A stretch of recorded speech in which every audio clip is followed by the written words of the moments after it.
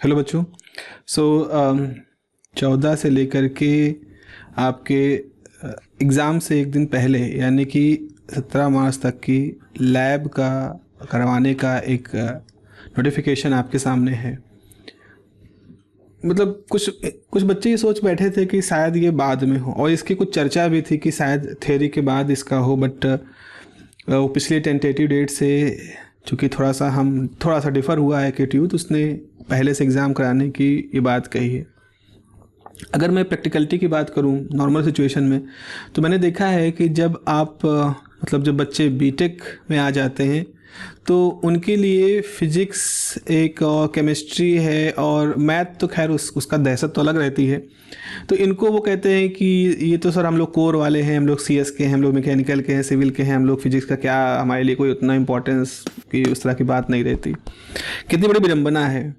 12th तक जिस subject के पीछे आपकी मारा मारी रहती है, किसी तरह से कोई इसको पढ़ा दे, किसी तरह से पढ़ लें, अच्छे से पढ़ लें, जो भी है, और आते ही 12th के बाद आप एक जनरल टेंडेंसी रहती है, क्योंकि जब आप कॉलेज में आते हो तो तमाम तरह की हमने फिल्में देख रखी हैं कॉलेज लाइफ के बारे में, जहाँ सिर्फ बास्केटबॉल खेल रहे हैं, ड्रामा चल रहा है और वो सब कुछ हो रहा है ना, खुशबू तैर रही है हवा में, and there is lot of luxurious kind of ऐसा होता है। एंड तो कॉलेज का एक थोड़ा सा हमारे दिमाग में उस तरह का पर्सपेक्टिव होता है, हमें नई नई आज़ादी का एहसास होता है, बहुत सारी चीज़ें होती हैं साइकोलॉजिकली, जो मैं इतने सालों से स्टडी कर रहा हूँ, मैं उसकी बात कर रहा हूँ। तो मोटे मोटे तौर पे ये देखा है कि फ़िज़िक्स लैब जो होता है वो एक बड़ी ही निगलेक्टेड जगह हो जाती है। फिजिक्स लैब आया भी गए तो वहाँ पर मन से काम नहीं करना या किसी तरह से उसमें से इधर उधर स्किप कर देना, तो और ये फिजिक्स लैब के लिए ख़ास तौर पे होते हैं। वहीं दूसरी तरफ अगर आप ड्राइंग लैब की बात करते हैं, आप और जो इंजीनियरिंग की लैबें जो होती हैं, इलेक्ट्रिकल वगैरह की लैब होती है, तो उसमें थोड़ा सा अटेंटिव रहते हैं इस लॉजिक के साथ कि भाई मैं इलेक्ट्रिकल का हूँ तो मुझे इलेक्ट्रिकल की चीज़ों को सीखना है, पर फिजिक्स में क्या, हम कोई फिजिक्स की तो है नहीं। अब होता क्या है कि जब एग्ज़ाम की बारी आती है तो फिर से इसकी दहशत जो है महसूस होना शुरू हो जाती है। तो ऐसा नहीं है, दहशत मत महसूस करिएगा। देखो, कुछ रूल्स रेगुलेशंस होते हैं, जनरल एडिक्वेट्स हैं, जिनको आप फॉलो करते रहो। अब मोटे मोटे तौर पर मैं ये कह सकता हूँ कि कभी भी हम लैब में किसी भी स्टूडेंट को फेल नहीं करना चाहते, इंटेंशनली कोई आपका नुकसान नहीं करना चाहता है, फेल नहीं करना चाहता है। हाँ, अगर आपने पर्पस खुद ही इतने सारे सामान जुटा रखे हैं अपने आप को फेल करने के लिए, तो फिर कोई रोक ही नहीं सकता है। आप चाह रहे हो कि नहीं मुझे फेल तो होना ही है, मुझे पास करके दिखाओ, तब तो हम कुछ नहीं कर सकते, बट इंटेंशनली किसी को फेल नहीं करना है।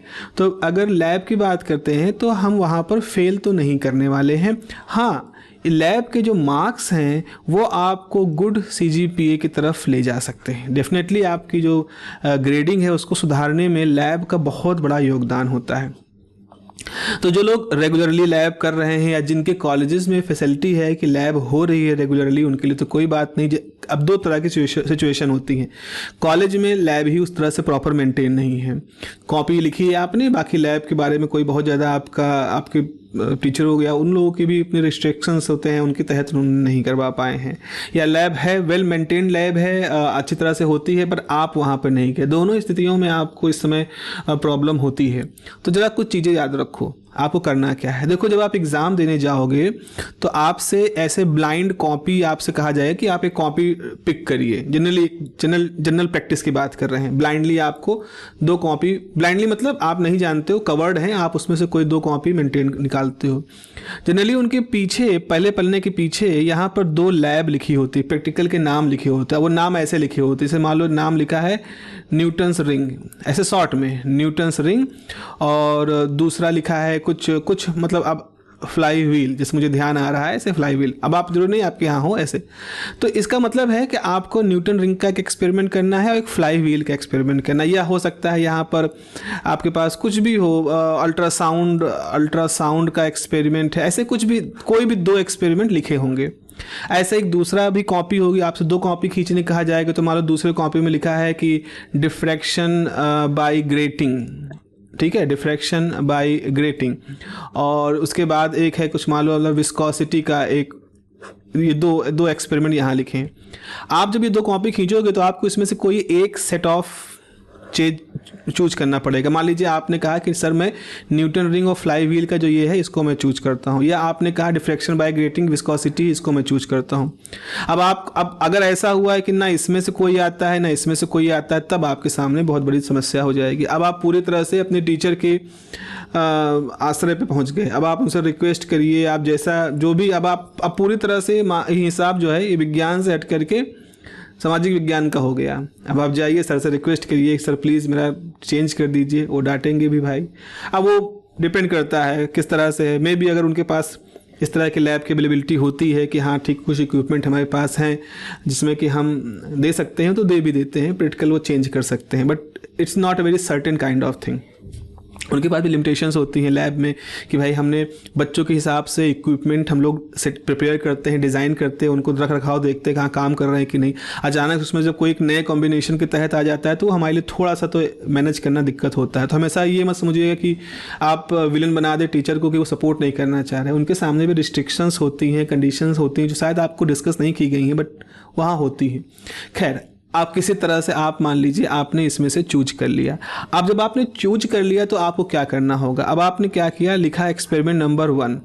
उसके बाद आप उसमें सबसे पहले तो लिखोगे ऑब्जेक्ट। भाई ऑब्जेक्ट क्या होता है। अब ऑब्जेक्ट मतलब क्या हो, देखो कोई भी एक्सपेरिमेंट होता है वो कुछ ढूंढने के लिए, कुछ वेरीफाई करने के लिए, कुछ निकालने के लिए किया जाता है। ठीक है, जैसे आपसे कहा गया है न्यूटन्स रिंग। अब एग्जैक्टली तो मुझे उसका स्टेटमेंट नहीं याद, लेकिन जहाँ तक यही है टू कैलकुलेट द, ऐसे कुछ होता है, to calculate the wavelength of, to calculate the wavelength of monochromatic, wavelength of monochromatic sodium lamp, monochromatic sodium lamp by Newton's ring method, by Newton's ring method. अभी एक जनरल सा उदाहरण है। अब ये है आपके कॉलेज में किस तरह की बुक को फॉलो कर रहे हैं, तो उस हिसाब से इस लैंग्वेज में थोड़े से परिवर्तन हो सकते हैं। आपको जरा समझना है इसके पीछे हम कहना क्या चाह रहे हैं। तो सबसे पहले आपको लिखना होगा ऑब्जेक्ट। ठीक है, आपने ऑब्जेक्ट लिख दिया। उसके बाद फिर आपको लिखना होता है जो आपने अपरेटस यूज किया है, अपरेटस यूज्ड, जो आपने अपरेटस यूज किया है। इसमें माइक्रोमीटर है, वो सब कुछ जो भी आप देख रहे हो, sodium lamp, micrometer, reading lamp, reading lens, मतलब जो आप मोटे मोटे तौर पर वहाँ पर देख रहे हो, वो जो आपके दिमाग में आए उनको लिख लीजिएगा। मान लीजिए 2-3 चीज़ें आपके ध्यान में आती, 2-3 चीज़ें यहाँ लिख लीजिए।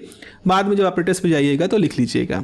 फिर उसके बाद एक बहुत इंपॉर्टेंट चीज़ याद यहाँ पे होती है, फॉर्मूला यूज्ड। भाई इस एक्सपेरिमेंट को करने के लिए हमारे पास फार्मूला क्या है, जैसे डी है तो ये dn+p² माइनस dn² / 4pr, इस तरह से फार्मूला लिख लिया। फिर उसके बाद आपको यहाँ पर p क्या है, इसका मतलब ये या r क्या है, ये सब कुछ लिख लो इसके बारे में।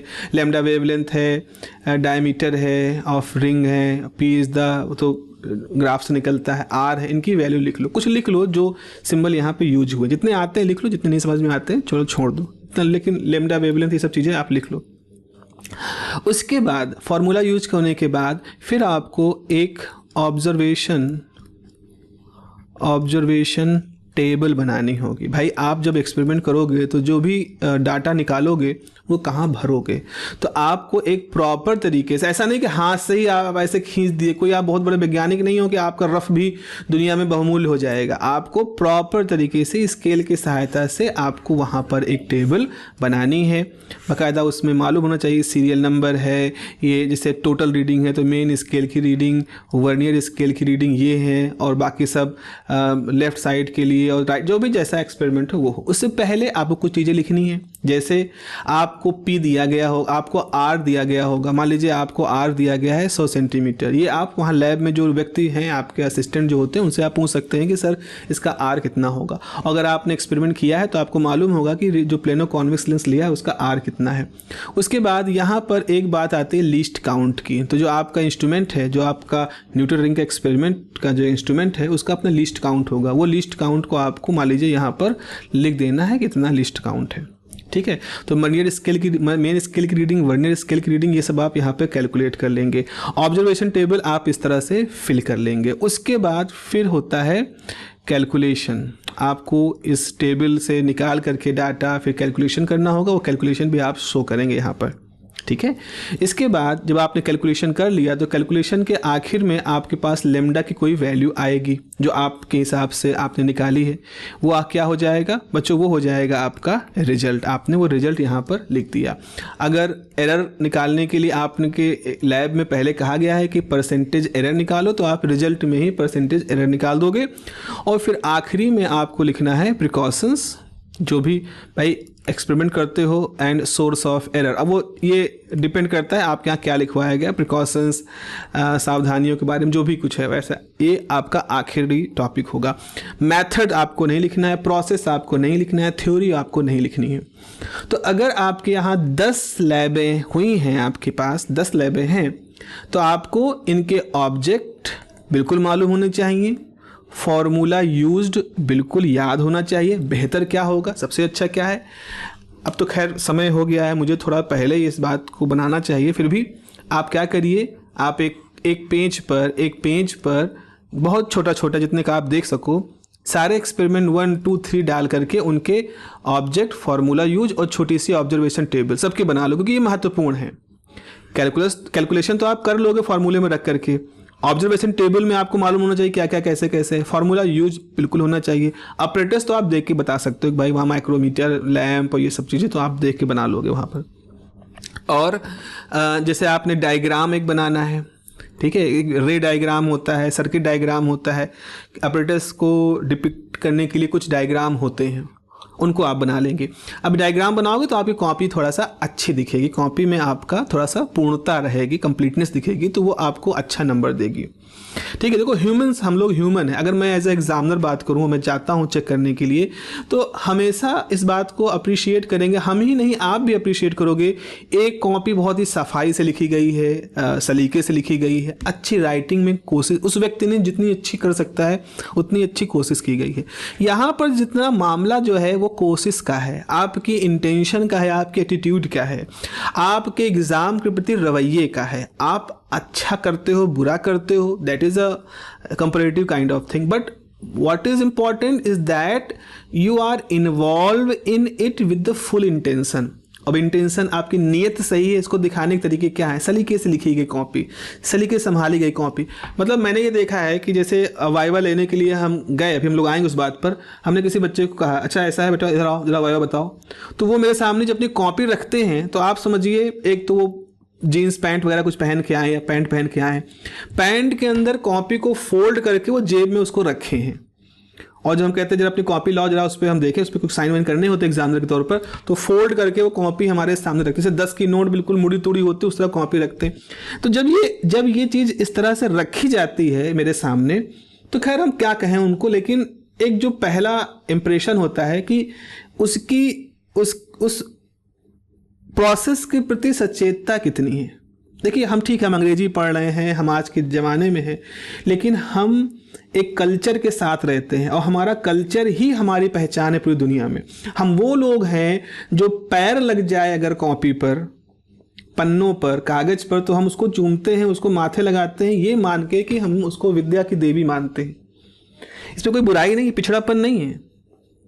हम वो लोग नहीं हैं जो कागज़ का इस्तेमाल टॉयलेट में करते हैं, नहीं करते हम लोग कागज़ का इस्तेमाल टॉयलेट में। हम कागज़ को विद्या स्वरूप मानते हैं, ये हमारे संस्कार हैं, और इसी संस्कार से ही हम भारत वाले लोग पूरी दुनिया में अलग हैं। तो जब आप किसी के सामने उस तरह की मुड़ी तुड़ी कॉपी रखते हो, तो वो आपकी प्रति मतलब एक थोड़ा सा एक हिचकिचाहट से आ जाती है ना। तो एक और अच्छे तरीके, तो कोशिश करिए आप एक अच्छे तरीके से प्रेजेंट करें अपने आप को, दैट इज़ वेरी इंपॉर्टेंट। अच्छा, फिर एक बहुत बड़ा हुआ होता है, भैया एग्ज़ाम है तो वाइवा क्या होगा। तो वाइवा देखो बेटा ऐसा है कि वाइवा के लिए कोई क्वेश्चन की, वैसे तो कोई क्वेश्चन ऐसा नहीं है कि हमारे पास number of set of question है, क्वेश्चन कहीं से भी बन सकते हैं। फॉर एग्जाम्पल आप मेरे पास आए, कहा, हमने कहा अच्छा बताओ बेटा आपका ऑब्जेक्ट क्या। ऑब्जेक्ट आपको अच्छी तरह से याद होना चाहिए, वर्बली रटा हुआ वर्ड अगर भी हम यूज कर सकते हैं, you should know word by word, it is very important. क्योंकि जब आप यही नहीं जान सकते हो कि आप किस मकसद से काम कर रहे हो, तो फिर आगे की बात तो खत्म हो गई ना हमारे सामने। चलिए, आपने कहा सर हमारा ऑब्जेक्ट है to calculate the wavelength of monochromatic sodium light या sodium lamp by using the Newton's ring method. Now आपने मुझे बहुत सारे क्लू दे दिए सवाल पूछने की। मैंने कहा अच्छा बच्चा ये बताओ वेवलेंथ क्या होती है, किसी वेव की वेवलेंथ क्या होती है। इसी से जब सवाल निकला है, आपने वेवलेंथ डिफाइन किया। वेवलेंथ डिफाइन करते समय हो सकता है आपने वेव का नाम लिया है, वेव का नाम लोगे ही, वेव का नाम लिया, कोई डायग्राम बनाने का प्रयास किया, फिर हमने इसमें कहा एम्पलीट्यूड क्या होता है, बात चल पड़ी। तो बात की शुरुआत हुई व्हाट इज वेवलेंथ, और फिर उस बात आपके जवाब में से फिर कुछ सवाल निकले, फिर सवाल के जवाब में फिर कुछ सवाल निकले, इस तरह से बात बढ़ती हुई चली जाती है। जैसे या फिर हमने कहा अच्छा मोनोक्रोमेटिक, व्हाट, आपको मालूम मोनोक्रोमेटिक मतलब क्या होता है, एक सवाल आया सीधा सा, and you start to answer sir monochromatic का मतलब ये होता है कि सिंगल वेवलेंथ होती। फिर हम कहेंगे अच्छा सिंगल वेवलेंथ होती, क्या ऐसा भी होता है कि सिंगल वेवलेंथ नहीं होती है? तो आप कहोगे हाँ सर नेचुरल लाइट में सिंगल वेवलेंथ नहीं होती है, 7 वेवलेंथ होती है, विबग्योर हम कहते हैं मोटे तौर पर। अच्छा तो विबग्योर में वी का मतलब क्या है? आपने कहा वायलेट। रेड का मतलब क्या है? आपने कहा लाल। हमने कहा सबसे वेवलेंथ ज़्यादा किसकी होती है? आपने कहा रेड की। सबसे कम किसकी होती है? वायलेट की। अच्छा वायलेट की सबसे कम होती, रेड की सबसे ज़्यादा होती। यहाँ पर कौन सी लाइट दिख रही है? आपने कहा सर येलो कलर की लाइट दिख रही है, तो इसकी वेवलेंथ कितनी होती? सर इसकी रेड से कम होती है, वायलेट से ज़्यादा होती है, तो कितनी होती है? आपने कहा 5893 एंगस्ट्रॉम। अच्छा तो आपको मतलब ये बस यही बात चीज़, आप वही वाइवा है। देखो एक चीज़ और समझो, पता नहीं किस तरह से सीनियर लोग उसको प्रेजेंट करते हैं। हम किसी भी वाइवा में ये नहीं जताने की कोशिश कर रहे हैं कि हम कितने बड़े विद्वान हैं, मतलब टीचर हम ये नहीं चाह रहे कि हम कितने बड़े विद्वान हैं ना। हम हमारे सवाल पूछने का मकसद आपको नीचा दिखाना है ना, कतई नहीं। याद रखो ये हमारी ये जो पूरे विश्व की जो गुरु शिष्य परंपरा है उसके एक मूल तत्व है कि तमाम तरह के इंटरव्यू जो होते हैं वो आपके ज्ञान और आपकी पर्सनालिटी, आपके सिचुएशन की परीक्षा के होते हैं। सपोज मैंने मोनोक्रोमेटिक पूछा, आपको नहीं मालूम, और आपको नहीं मालूम है ये मुझे मालूम चल गया इंस्टेंटली। नाउ अब प्रोसेस ये है, आप जानते हो कि मुझे मोनोक्रोमेटिक के बारे में नहीं मालूम है। एज ए टीचर मैं भी जान गया आपके हाव भाव देखे कि आपको मोनोक्रोमेटिक के बारे में नहीं मालूम। अब उस समय आप क्या करोगे? आप एग्जाम के प्रेशर के तहत आप स्वीकार कर लोगे sir currently I don't know about it, may be I am forgetting anything with very polite manner. ठीक है कोई बात नहीं, अच्छा तो बताओ तुमने और क्या पढ़ा था बताओ। ये एक तरीका होता है ना। ठीक है हम भी पूछा अच्छा ठीक है चलो फिर और बताओ और क्या तैयार किया था आपने। ओके इस तरह से बातचीत होती है वाइवा की। अब आपने कहा नहीं मैं स्वीकार तो नहीं करूँगा, मैं हार नहीं मानूँ। दुनिया भर के उल्टे सुल्टे कोटेशन आपको याद आ गए। अरे मैं हार मान लिया तो वो व्यक्ति क्या है, मुसीबत में जो हिम्मत ना हारे। अरे सही ये सब चीज़ें हर जगह नहीं लगाई जाती हैं, है ना। आपने कहा अब आप क्या किए, उल्टा सुल्टा घुमाना शुरू किए। सर मोनो होता है, फिर ये होता है, फिर वो होता है, सर फ्रिक्वेंसी आपको नहीं मालूम है ना, आप कर रहे हो कुछ। तो फिर हम कहते हैं ठीक है चलो अब फिर हमने कहा ठीक है देखते कितनी देर तक ये टहलाते हैं हमको। बात में बात फंसते चले गए आप। अब यहाँ पर हो सकता है आपके जवाब, अब आप चूंकि घबरा चुके हैं, अंदर अंदर घबरा चुके हैं, अब आप कुछ ऐसा बोल रहे हैं, कुछ ऐसे बात कर रहे हैं जो शायद इरिटेट करना शुरू कर दे हमें। तो इसलिए तैयारी करके जाओ, ये मैं नहीं कहूँगा तैयारी मत को, तैयारी करके जाओ and be honest. Learn this property at the beginning of your professional life. Be honest. Honesty is still the best policy. अपने आप से ऑनेस्ट रहो, पढ़ाई लिखाई कर रहे हो, विद्वान व्यक्ति हो, बेईमानी के लिए बहुत ज़्यादा स्कोप मत रखो। नहीं आता तो नहीं आता सर, नहीं आता, मैंने ये तैयार किया था सर, मैं सिर्फ 2 ही एक्सपेरिमेंट पढ़ के आया था, इतना पढ़ा था। मुझे तो ऐसे बहुत सारे बच्चे मिले हैं, फ्रेंकली स्पीकिंग, इतने सालों का जो मेरा ये तजुर्बा है उसमें मेरे बहुत सारे ऐसे बच्चे मिले। मुझे ऐसे बच्चे मिले जिन्होंने पोलाइटली स्वीकार कर लिया, और फिर मैंने जब उनसे जो पूछा उन्होंने अच्छे से जवाब दिया, एंड जो उनकी ट्रांसपेरेंसी थी ना वो मुझे दिखी। किसी को भी दिखेगी, आपको भी दिखेगी, किसी से बात करोगे आप, जब आप सच में कोई चीज़ जेन्युइन तरीके से आप कहते हो तो वो गहराई तक जाती है। और जब आप ट्रिक करना शुरू कर देते हो ना, तो ट्रिक करना सबको समझ में आ जाता है। हम लोग तो फिर भी अनुभव वाले लोग हैं, देखते हैं इतने लोगों से, साल भर का काम ही ज़िंदगी बीत रही इसी काम में। तो ट्रिक उतना मत करो, मतलब उस तरह से ट्रिक मत करो। या तो आप इतने इंटेलिजेंट हो कि आप वैसे जवाब दो कि उन जवाबों में उन्हीं कीवर्ड का इस्तेमाल करो जो आपको आते हैं। ये भी as a interviewer, as a examiner हम समझ जाएंगे और इसको हम अप्रिशिएट करेंगे कि ये व्यक्ति इतना कूल है, इतना काम है सिचुएशन में, इतनी ज़्यादा इसको संभाल पा रहे हैं। अच्छा, एक चीज़ और होता है, एक होता है प्रेशर इंटरव्यू या प्रेशर। कई बार क्या होता है ना कि किसी को हमने डांट दिया, अब आप वाइवा हो रहा, जनरली मान लो 3-4 बच्चे हैं सामने बैठे हैं और एग्जामिनर उनका वाइवा ले रहा है, किसी को डांट दिया। द मोमेंट उसको डांटा गया तो बाकी सब जो होते हैं वो एकदम से दबाव में आ जाते हैं, एक तो एग्जाम का प्रेशर, ऊपर टीचर की डांट। अब ऐसी स्थिति में आप अपने आप कैसे संभालते हो, ये बहुत बड़ी बात है, ये बहुत बड़ी बात होती है। तो ये सबकी परीक्षा है बच्चों, वाइवा ये है। और आपको जीवन में बहुत सारे वाइवा देने हैं, वाइवा ही वाइवा देना। वाइवा आज हम इसको वाइवा कर रहे हैं, कल को हम इसको इंटरव्यू करना शुरू कर देंगे, बस। और क्या अंतर है, तमाम तरह के आपको वाइवा देने होंगे। प्रैक्टिकल सब्जेक्ट है, तमाम तरह के आपको वाइवा देने पड़ेंगे, आगे भी इंटरव्यू देने पड़ेंगे। So learn this things at the very beginning of your career. I am again saying that. Okay, तो आपके सवाल, आपके लिए वाइवा क्वेश्चन जनरली इन्हीं सारे प्रश्नों से ही, इन्हीं सारे कीवर्ड से ही निकलते हैं। तो इनके बारे में थोड़ी थोड़ी जानकारी इकट्ठा कर लीजिए। वेवलेंथ वगैरह बेसिक पढ़ी है आपने, थोड़ा सा पढ़ लीजिए। हर एक्सपेरिमेंट के बारे में I am again very sorry, पता नहीं आपके पास कितना समय है, आपका एग्ज़ाम का डेट कब है, आज 14 है, कल 15, 16, 17 जैसे भी है। तो जिसकी जैसी समय की उपलब्धता हो उसको करिए, कूल रहिए, काम रहिए, आपको अच्छे नंबर मिलेंगे, आप फेल नहीं होंगे। और अगर कोई कहता है कि सर इतना बता दीजिए कि पास कर दें, तो हम कहेंगे ये बेटा ये क्यों कह रहे हो, why are you just think about being pass, you have to perform good, not good, very good।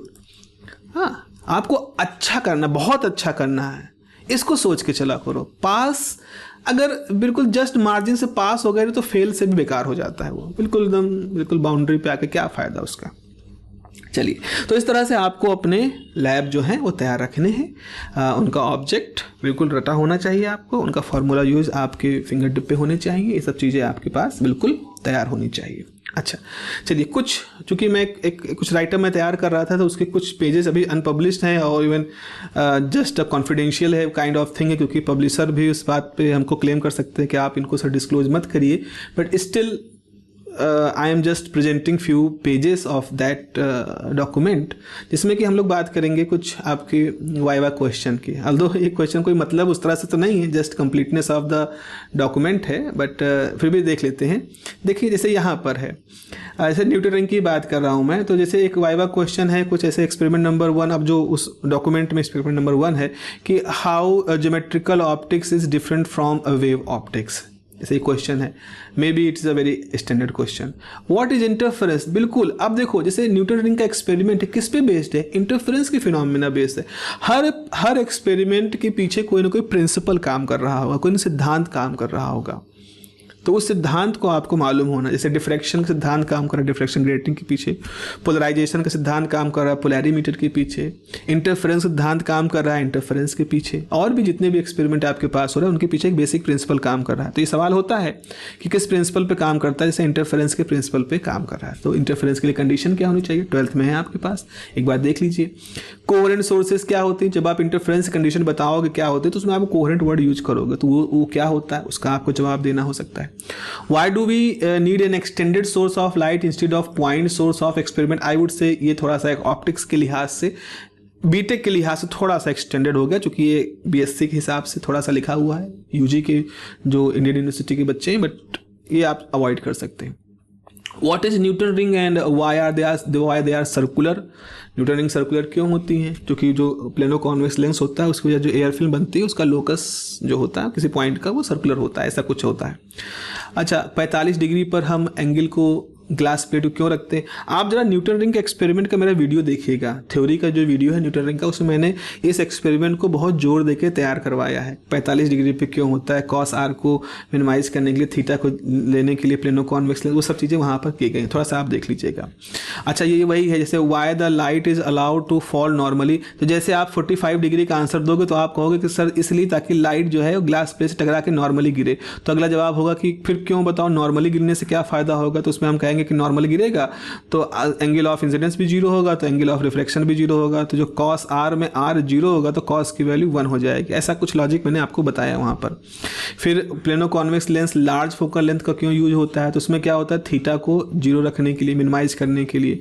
फिर why do rings are closer as the order of ring increase, तो एक फॉर्मूला किया है कि d = √n होता है और bright के लिए √2n+1 होता है। तो जो डार्क और ब्राइट रिंग की जो रिंगों का जो डार्क और ब्राइट रिंग की डायमीटर का जो हिसाब है, एक √n के हिसाब से वेरी करता है, एक √2n+1 के हिसाब से वेरी करता है। इसलिए जैसे जैसे आप ऑर्डर बढ़ाते जाते हो तो ये रिंगें जो होती हैं ये आपस में पास आने लगती हैं, ऐसा होता है।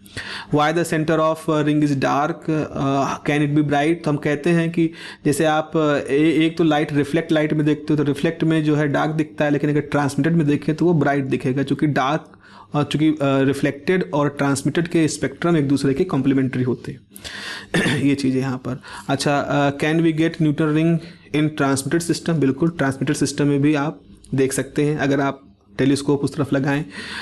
What will happen if you use a white light source in place of monochromatic, sodium light के अलावा। तो वाइट लाइट लोगे तो बहुत सारे वेवलेंथ होंगी, तो वहाँ पर कलर्ड फ्रिंजें बनेंगी और उसमें ओवरलैपिंग होगी, इसलिए वो हमारे लिए बहुत दिक्कत वाली बात हो जाएगी।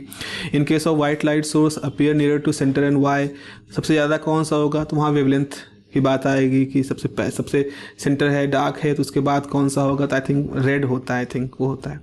What will happen if we use a mirror in place of glass plate, अगर आप मिरर लग दोगे तो बहुत ज़्यादा रिफ्लेक्शन होगा, तो बहुत ज़्यादा ब्राइटनेस आ जाएगी।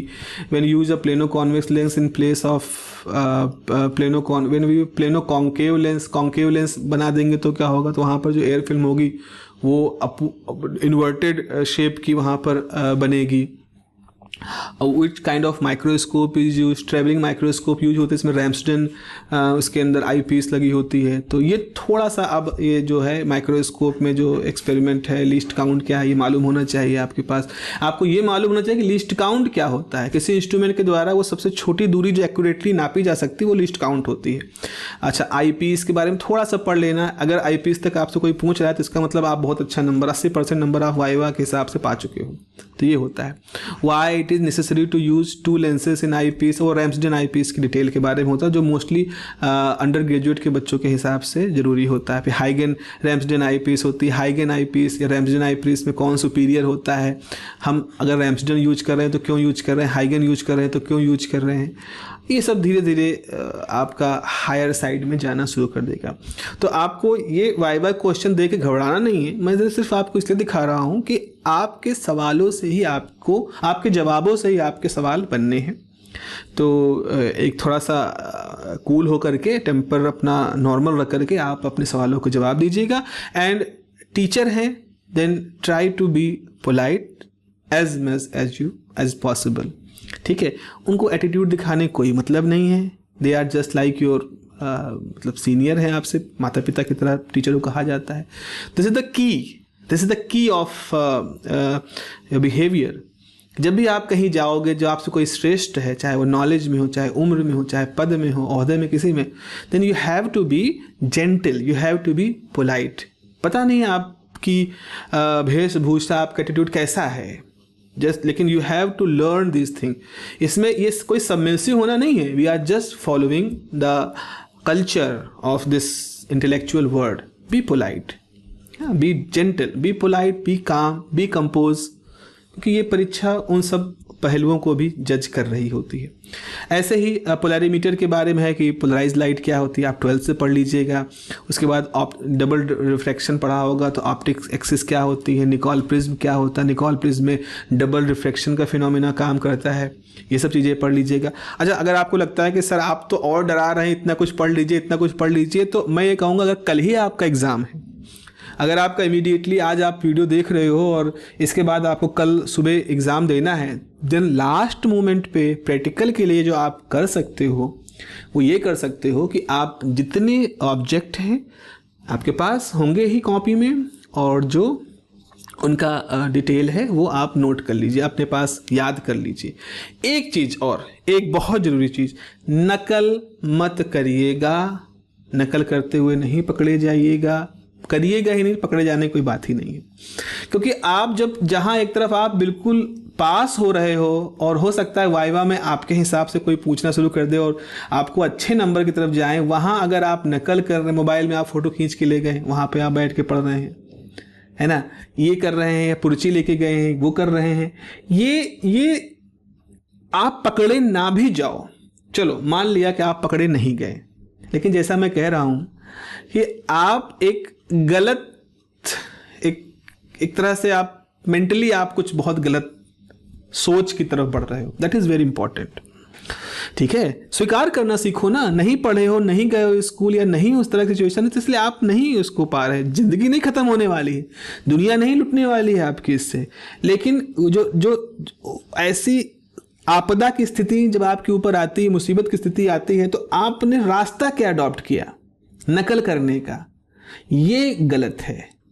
आपको लगेगा अरे पकड़े नहीं जाएंगे, जरूर थोड़ी पकड़े जाएं, बिल्कुल जरूरी नहीं कि पकड़े जाओ, लेकिन संभावना है कि पकड़े भी जा सकते हो। पकड़े जाओगे तो डेफिनेटली फेल होगे, इसमें तो कोई रोक ही नहीं सकता। ये कुछ नहीं, मतलब AQTU is very strict about this, आपको फेल कर देना है उनको। उनके पास कोई ऐसी जाति वाली बात नहीं कि हम नहीं फेल करेंगे, हमारा कुछ ठीक है भाई, पकड़े गए, नकल करते, मोबाइल पकड़े गए, मोबाइल जब्त हो जाएगा आपका, ये मत करिएगा। अच्छा, आपने कहा सर जरूर नहीं पकड़े जाए, बिल्कुल नहीं पकड़े जाओ, लेकिन फिर ये तो एक आ गया ना कि अब यहाँ है, फिर इलेक्ट्रिकल में होगा, फिर मैकेनिकल में होगा, फिर आगे और भी जहाँ जहाँ होगा अब यही होगा। धीरे धीरे क्या होगा, प्रैक्टिकल एग्जाम के मोड का तरीका यही है कि फ़ोटो खींच के लेके जाना है और वो करना है। तो आपकी स्थिति जानते हो क्या, आपकी स्थिति एक ऐसी जगह की है जहाँ आपको हर बार लकी होना, हर बार बचना है, लेकिन एक बार भी अगर आप उससे चूके जिसकी संभावनाएं हैं तो फिर आप गए। तो यहाँ है, या तो आप हर बार बचो और हर बार बच के भी गलत चीज़ के साथ आप अपने अंदर एब्जॉर्ब कर रहे हो, और एक बार भी गए तो भी गए।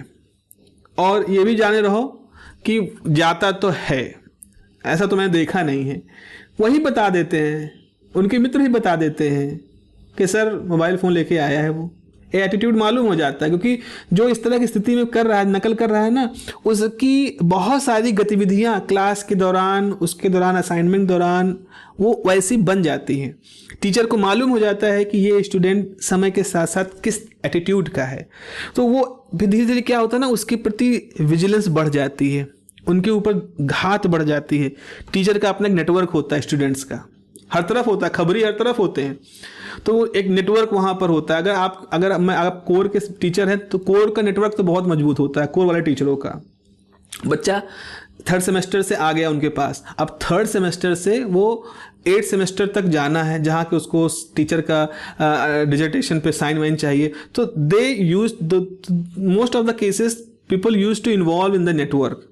तो टीचर क्या करता है, एक मोटे तौर पर वो उस नेटवर्क के थ्रू उस पूरी क्लास को मैनेज करता है, ना केवल उस क्लास को बल्कि उससे जो जूनियर क्लासेस है उनके लिए भी।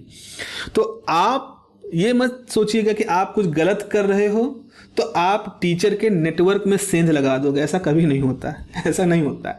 ये सारा खेल बहुत ही टैक्टफुली किया जाता है, और क्योंकि जो कर रहा है, जो टीचर है, उसके नेटवर्क के बंदे बदलते रहते हैं, लेकिन हर बार नए नए बंदों के साथ वो नेटवर्क और मजबूत होता रहता है। हम लोग का भी है नेटवर्क, ऐसा नहीं, आप ही में से लोगों का है नेटवर्क, इसीलिए बता रहा हूँ। तो इस तरह से पोलैरिमीटर पे है, आप कुछ पढ़ लीजिएगा, आई वुड सजेस्ट, इस तरह से कुछ है, ये मैं तो एक ही प्लेस डिस्प्ले कर पा रहा हूँ।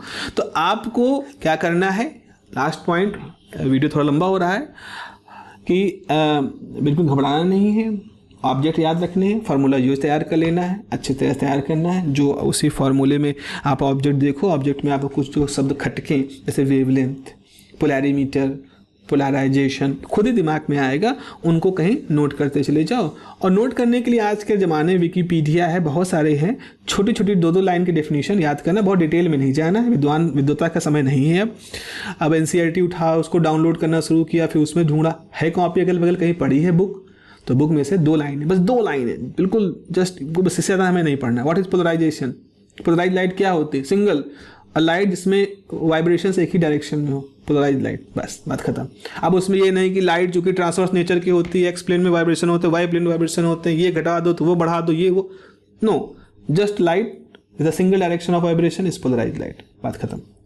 इस तरह से आपको बताना है। और जैसे मैंने कहा है, टीचर के सामने जब आप रहें तो आपका ग्रेटिट्यूड जो होना चाहिए, आपका एटीट्यूड जो होना चाहिए, दैट शुड बी लाइक कि सर आप सच में आप टीचर हैं, मैं आपका स्टूडेंट हूँ, जो आप सही समझेंगे मेरे लिए अच्छा ही करेंगे, मैंने अपनी तैयारी के हिसाब से आपके सामने अपनी बातें रख दी है। तो ये एक अच्छा तरीका होता है, ये सीखा है जो मैंने अभी तक, और जो जिसको मैं अप्रिशिएट करता हूँ उस चीज़ को हम आपके सामने भी इस तरह से बता रहे हैं।